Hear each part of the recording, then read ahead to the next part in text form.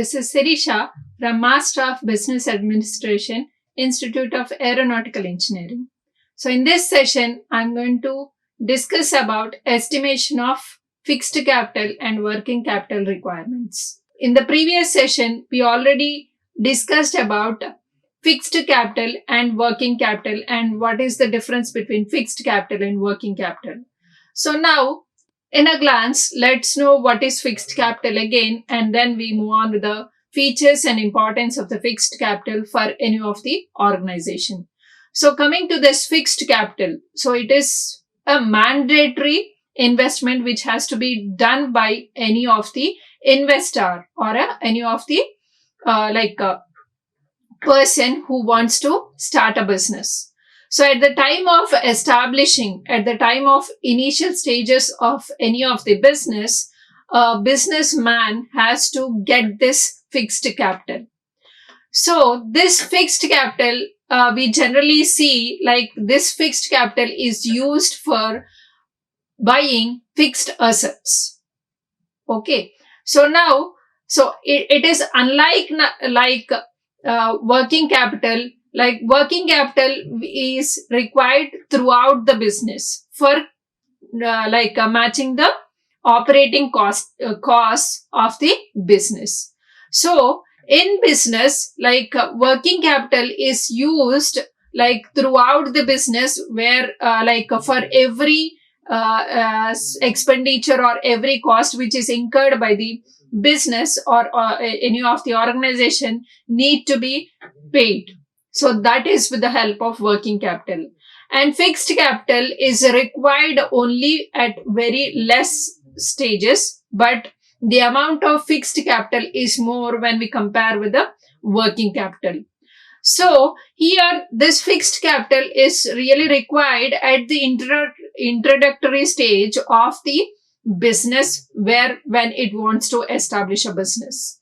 So unlike the working capital, this is required only at the starting of the business, or for the expansion purpose, or for diversification, or such for buying new assets, we require this fixed capital.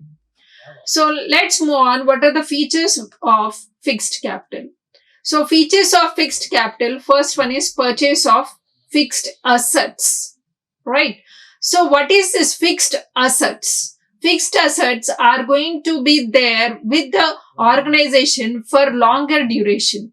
So these fixed assets, like using this fixed capital, one is going to buy the fixed assets, that is like purchasing of fixed assets which are making the organization to run their activities. So for example, one can buy building, one can buy machinery, one can buy some fixed assets, it can be some patent for the organization also. So using this fixed capital, one is going to buy the fixed assets. And this fixed capital is used for promotion and expansion of the business. If anybody wants to expand the organization, so what we require, basically we require more amount of money to expand the business whatever is existing right now. So for expansion or to promote the business also, one must require more amount of fixed capital. So for expansion, for diversification also, we require this fixed capital. But it is having low liquidity. So once we have invested the amount of funds in the fixed assets, like in the sense of fixed capital, we cannot expect them to come back again immediately, or whenever we require immediately, we cannot get them back. So they will be having low liquidity. Like once the organization is structured using this fixed capital, like constructed a building or equipped so much of machinery. So on a fine day, one cannot ask what if get back the fixed assets amount. Is it possible? It is not possible. So here, for buying a building, we require fixed capital, right? Once it is bought, we are not going to expect it to get the cash out of that building immediately. So it will have very low liquidity. And it is permanent in nature. Once the funds are invested on this fixed assets or in fixed assets, they are going to exist for longer duration until unless the business is going to be closed. So it is permanent in nature. And it is the primary source of the business to start with the business and go forward with the business activities. And what is the amount of fixed capital one requires? So amount of fixed capital is generally, when we compare with the other types of capital like working capital, so this fixed capital amount is going to be higher than the working capital. Why? Because here fixed capital is used to establish the business, to start the business, to initiate the business, right? So for that, what we require? We require lot of fixed assets, right? So we require land, we require building, we require machinery, we require so many other fixed assets to for establishing a business, right? So that's the reason when we compare with the working capital, definitely fixed capital amount is going to be very high. And it is a long-term need of the business. So this fixed capital is a long-term need of the business. We can see certain examples of fixed assets like plant and machinery, factories, land and its buildings. You can see this here. And companies, headquarters and offices, if any other. See, generally we feel like all the time fixed capital is invested in the manufacturing unit or a production unit.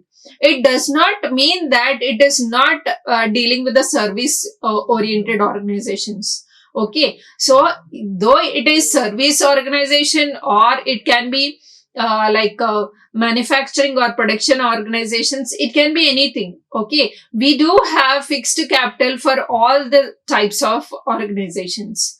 So we can see certain examples of fixed capital here.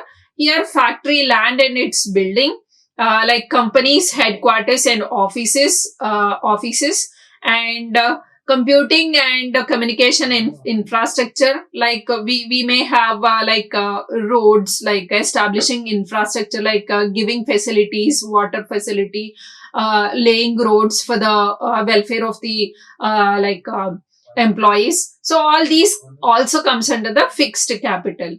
And patents, copyrights and goodwill.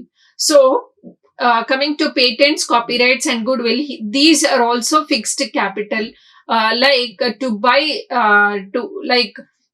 Here one may not invest in terms of monetary value in terms of patent, copyright and goodwill, but still once the company is established to the better level, then what happens is automatically if the product is a good quality with optimized cost and price, then obviously the product can be launched in the market and the product may be liked by the customer, right? So when a product is liked by the customer, obviously the organization starts earning profit, right? So through word of mouth or through any sense of media, once the product gets popularity, that is what is a reputation of the business, where we call it as a goodwill. Okay. So this goodwill also a kind of fixed capital.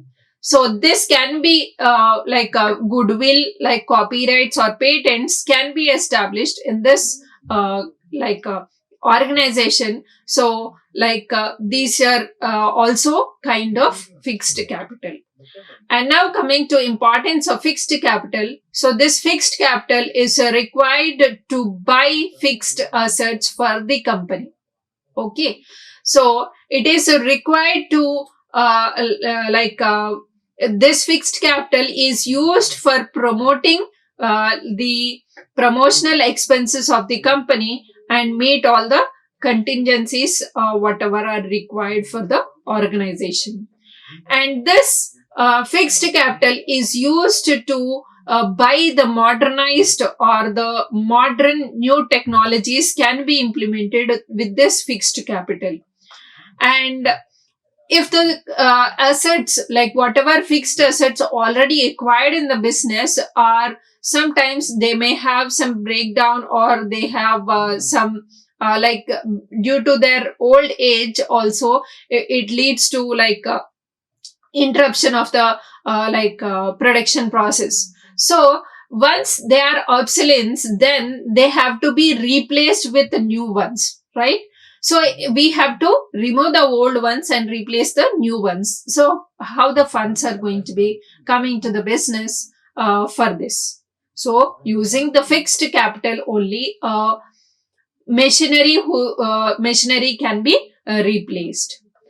And with the this fixed capital is used for expansion and diversification of the company, and it is also used for automation of the company, right? So here, like, we need not have more of laborer, or a company can be need not depend on a like a labor intensive company. It can create as a capital intensive company. Okay, it can change into a capital intensive company. And this fixed capital is going to increase the capital requirements of the company.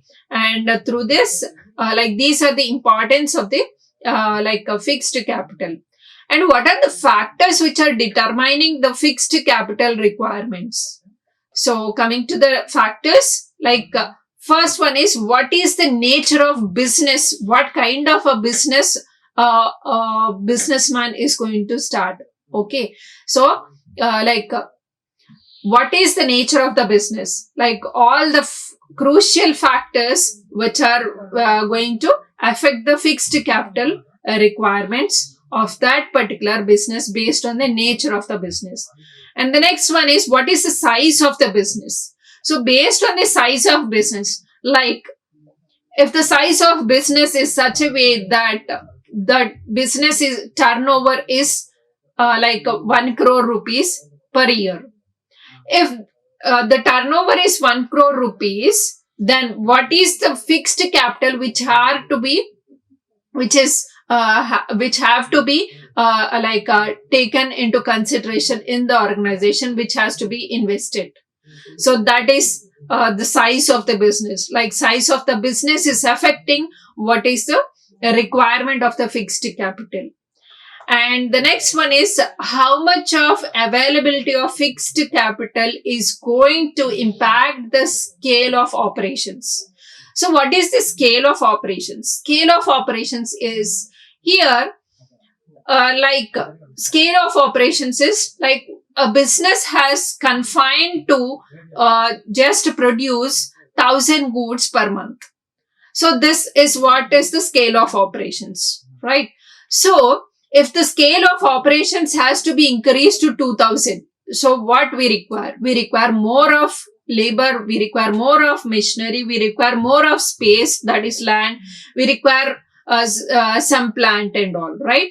So when we require all these things like labor, when we consider all these, we require machinery, we require land, we require plant, we require building. All these considerations has come into picture when we want to scale the operations to the higher degree. That is from 100 units to 1,000 units to 2,000 units, right? So in that case, definitely the fixed capital has to be improved, right? So this scale of operation is also impacting the fixed capital. And the next one is manufacturing of the complex products. Manufacturing of the complex products need more fixed capital when we compare with the simple products, right? So complex product. What are these simple products and complex products? For complex products, we require more of technology. So when we require more of technology, that technology has to be bought, right? So if it is a simple product, then that can be manageable with the existing machinery, right? So if if one need to produce the complex products, definitely they require more amount of fixed capital when we compare with the simple products.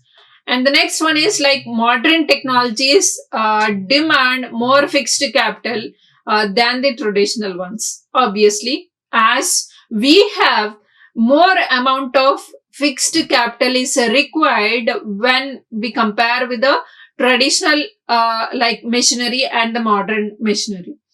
Obviously, that modern technology is going to impact the scale of operations, and it gives more efficiency, and it gives more it is going to be more optimized than the traditional machinery whatever an organization is using, right? So when we require more amount of modern technology or the new updated technologies to be used for manufacturing or for delivering any service product also, we require more amount of fixed capital. So it is also determining the amount of fixed capital what is required.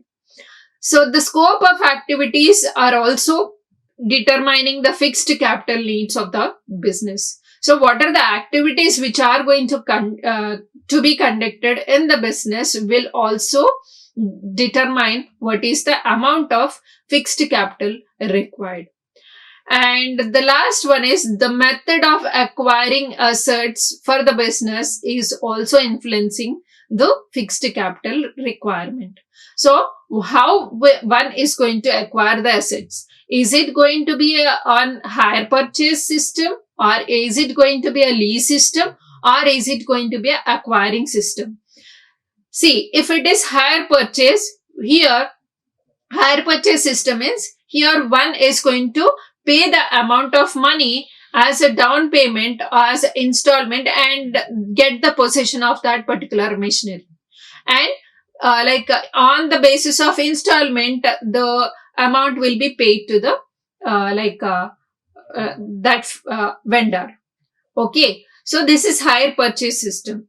Or leasing. Instead of buying a land, instead of constructing a building, one can go with leasing of the particular land, taking lease of that particular land or machinery or whatever it can be. So through this also, like if one is going with this leasing system or hire purchase system, then they need not require more amount of fixed capital, right? One or otherwise, when we are directly acquiring the machinery, by paying the full lump sum amount of that particular land or machinery or building, whatever it can be, then we get the possession of that, right? Of that building or whatever fixed asset we have bought. So here we are going to have the total fixed amount is going to be high when we compare with the lease and hire purchase systems, right? So here these are the different methods of acquiring the assets, fixed assets. So these are also influencing what is the amount of fixed capital which is required for the business. So these are the requirements of fixed capital which are affecting which are determining the fixed capital amount of the business. And now we move on with the working capital. So what is this working capital? Let's understand again. So the difference between current assets and the current liabilities is what is working capital. Okay, this is used, this working capital is used for this working capital is generally used to meet the day-to-day activities of the daily life of the business. Okay, so what is working capital? We generally say that current assets minus current liabilities is the working capital. That is the difference between current assets and current liabilities is a working capital. So it is going to measure, financial measure, which is calculating whether a company has enough amount of liquid assets to pay its bills and dues within a year. So the working capital is going to calculate whether the company is in position to pay the liquid assets. Enough liquid is the company is in enough liquid assets to pay all the bills and dues which are to be paid to their vendors, okay, within a year. So what is the working capital requirement? So coming to this working capital requirement, so working capital requirement is the amount, the minimum amount in which the company is in a position where the minimum amount is required to pay all the expenditures or to pay all the costs which are required. So this is what is the requirement of the working capital. And let us know what is the formula for this working capital. Okay, so working capital is equal to current assets minus current liabilities. And now, let us take a small problem here so that we understand how we can calculate the working capital. By the way, we must know what is current asset and what is current liability first of all. Then we can easily understand what is working capital, right? So coming to current assets. Current assets are like cash, for example, cash. The very first current asset is cash. And the next one is cash at bank. How much of amount is there in the business name in the bank? That is the second current asset. And accounts receivables. Accounts receivables means here we can also say it as debitors. But be silent here. So we should pronounce it as debtors. Okay. So debtors, who are debtors? Debtors means a company is going to sell some amount of goods to customers, right? So that customer is promising us that he is going to pay the amount for whatever he has bought from us on a later on date, right? So, for example, when we take a small kirana shop, so in this kirana shop, if that customer is a regular customer to us, what we do? We create an account and whatever goods one is selling will be written in the book, right? So and so product is sold to so and so person, and that person has to give this much of amount to us. So that is what will be written in books, right? In the accounting book, right? So here that person is promising us that he is going to pay that amount on a later on date, right? So then we call that particular person as debtor. Okay, this is just like a relationships. Okay, uncle, aunt, mummy, daddy, all these relationships we see, like blood relations and all. But in business terminology, what is the relationship between debtor and a creditor? So debtor means a person who has purchased some amount of money from us and he has to give us money. Okay. So he is going to give us money within some short period of duration.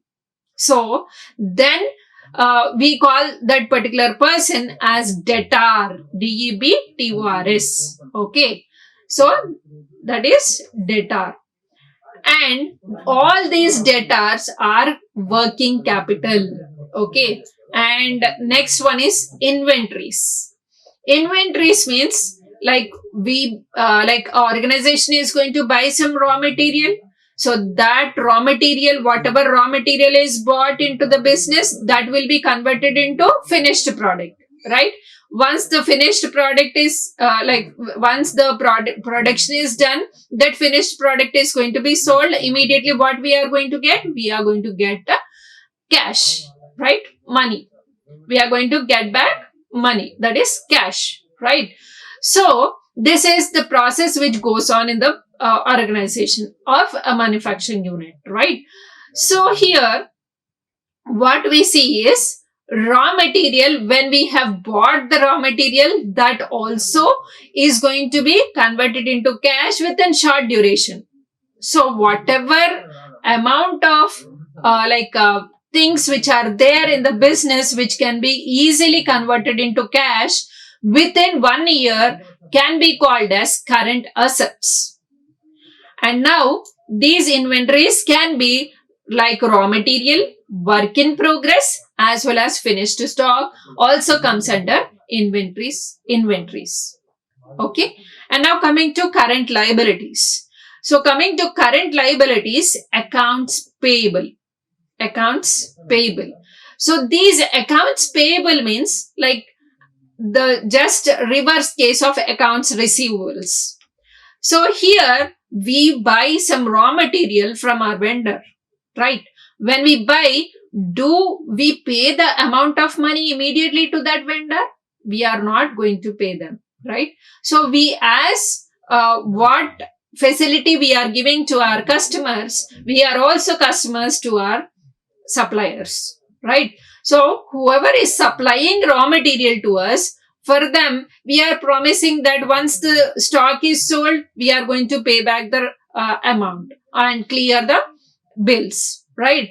So we are promising that we are going to pay the amount on a later one date, right? So that's the reason this is called as payable. Okay, this is called as payable. Okay, and now we are going to become creditors to them.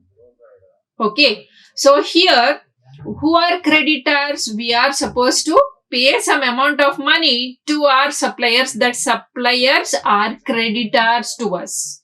Okay, suppliers are creditors to us. So we call it as creditors. So I hope you got what is debtor and what is creditor. So creditor means to whom we should pay money. Debtor means from whom we are getting money. Okay, that's the basic definition of debtor and creditor. So these creditors, for these creditors, we need to pay our payables, bills payables. Okay, so this is a current liability. And short-term borrowings, like within short period of time, like bank overdraft.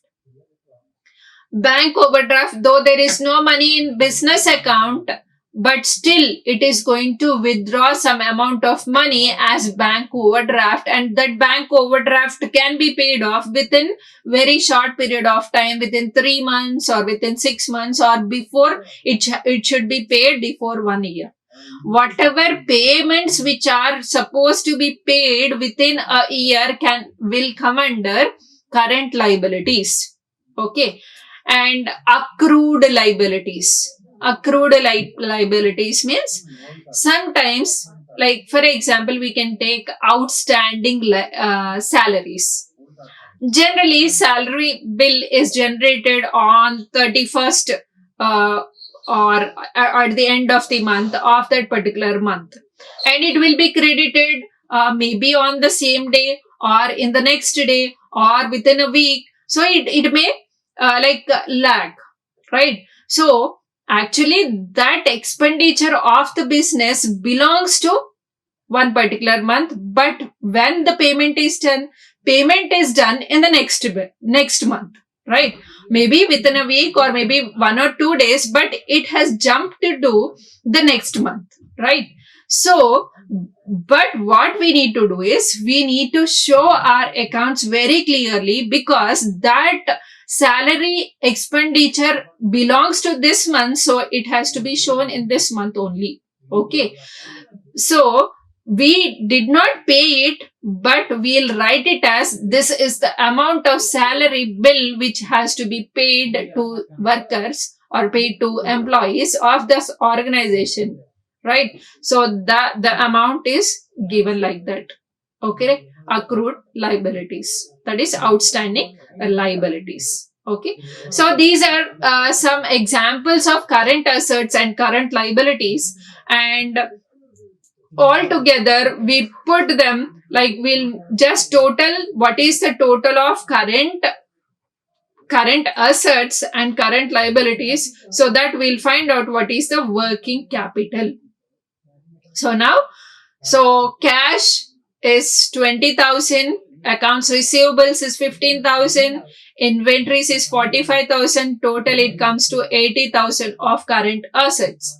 And coming to current liabilities, it is 25,000, 5,000 and 10,000 are the current liabilities, right? So that is bills payables, that is accounts payables, short-term borrowings, that is short-term debt or loan, okay, or accrued liabilities. So altogether they are 40,000, okay. So here, what is working capital? Working capital means current assets minus current liabilities is equal to working capital.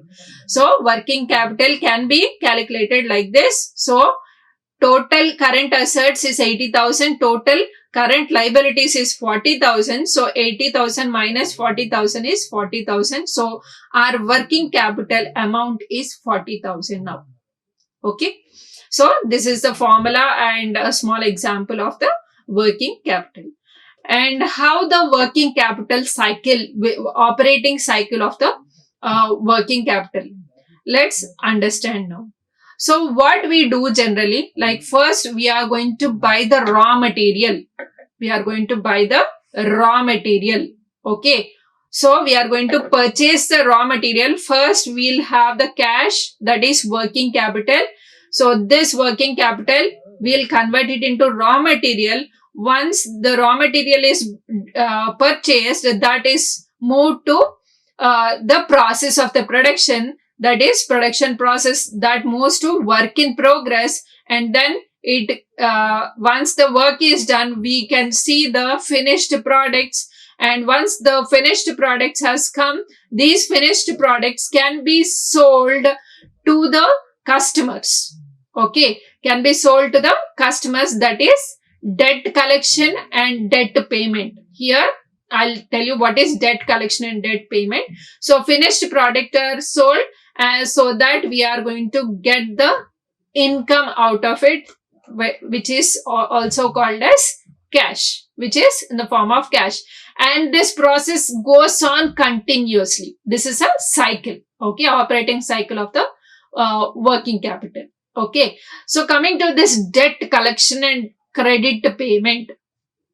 So here we are going to sell the goods on cash basis, on credit basis. Okay, cash basis means like immediately once the goods are sold, immediately the organization or business is going to get back that amount in the form of cash.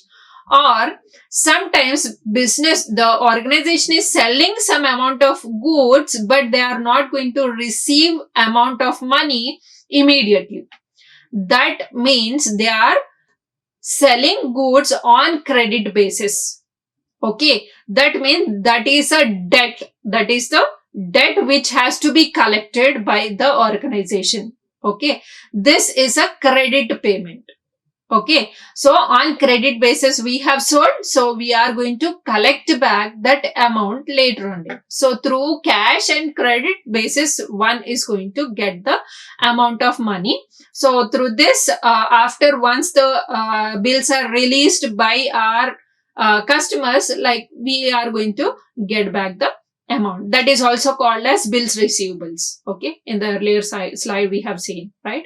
So again, it is converted into cash. Again, with this cash, again they purchase raw materials. Again we get finished product. Again we sell it. Again we get cash.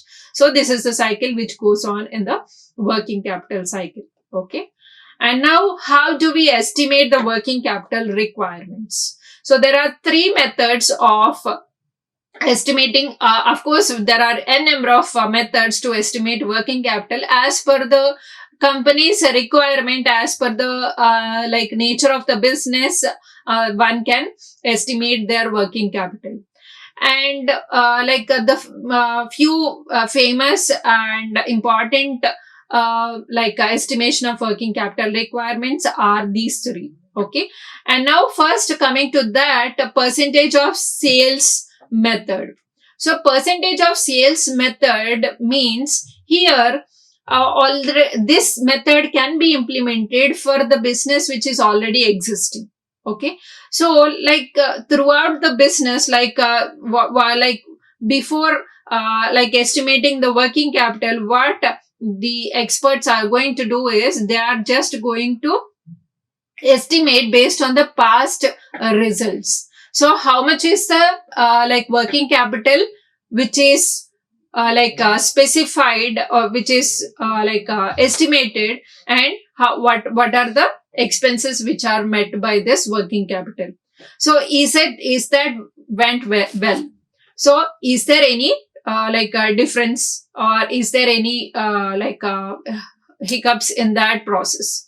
So if that earlier years the working capital was sufficient enough, then well and good, the same working capital percentage of amount will be static for the next year also.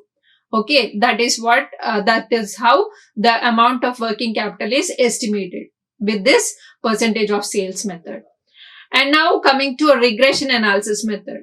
So regression analysis method is here based on one variable, they are going to estimate what is the amount of working capital for the other variable which is dependent.